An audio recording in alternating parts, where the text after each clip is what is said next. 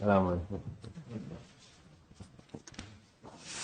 أعوذ بالله من الشيطان الرجيم. بسم الله الرحمن الرحيم والصلاة والسلام على رسول الله محمد سيد الأولين والآخرين. مدد يا رسول مدد يا سادات أصحاب رسول مدد يا مشايخ دستور مولانا شيخ الله فضل حسن شيخ محمد طريقتنا والصحبة والخير في الجميع. اللہ عز و جل نے لوگوں کو اور مخلوق کے اوپر برتری دی ہے. یہ عقل سے ہے. عقل لوگوں کا گہنا ہے. جو اپنی عقل استعمال کرتا ہے وہ فائدے میں ہے. قرآن عظیم الشان میں بہت جگہ یہ کہا گیا ہے. بسم اللہ الرحمن الرحیم.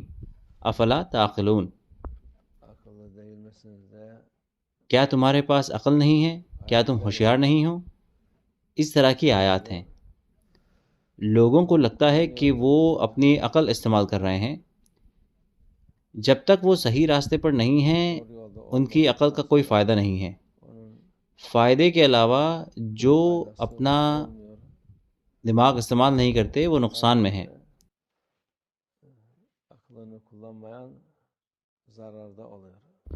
کیونکہ اللہ عز و جل نے لوگوں کو اس کی اطاعت کے لیے بنایا ہے، اس کا بندہ بننے کے لیے بنایا ہے، اور اس نے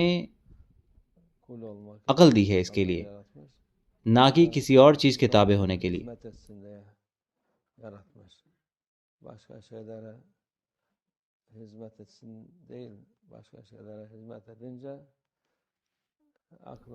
جب وہ اور چیزوں کے تابع ہوتے ہیں تب وہ اپنی عقل غلط جگہ پر استعمال کر رہے ہوتے ہیں.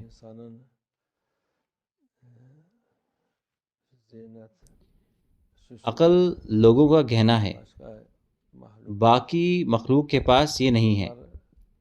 وہ بے عقل ہیں. اللہ عز و جل نے انہیں ایک راستے پر رکھا ہے اور وہ اسی راستے پر چلتے رہتے ہیں.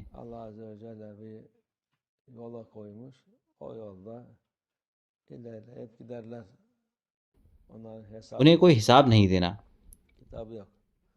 جیسے کہ اللہ نے ہمیں یہ خوبصورت چیز دی ہے، یہ ایک ذمہ داری کے ساتھ آتی ہے. ہمیں اس کا حساب دینا ہے. اللہ عز و جل قیامت کے دن کہے گا میں نے تمہیں عقل دی تھی، تم نے اس کا استعمال کیوں نہیں کیا؟ تم برائی سے دور کیوں نہیں رہے؟ اچھائی کیوں نہیں کی؟ جبکہ تمہیں پتا تھا کہ اچھا کیا ہے اور برا کیا.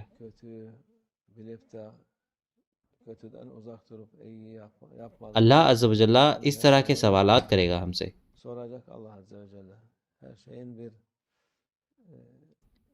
ہر چیز کا ثواب ہے اور گناہ ہے.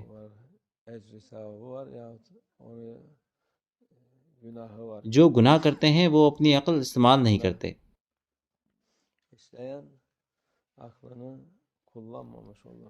یا پھر ان کی عقل دوسروں کے تابع ہے،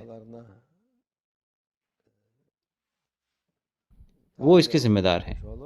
جیسے ہم نے کہا عقل اللہ کی طرف سے لوگوں کو ایک نعمت ہے. جو اس کا استعمال کرتے ہیں وہ بچ جائیں گے، جو نہیں کرتے یا وہ لوگ جو اس کو جیسے چاہتے ہیں استعمال کرتے ہیں وہ مایوس ہوں گے.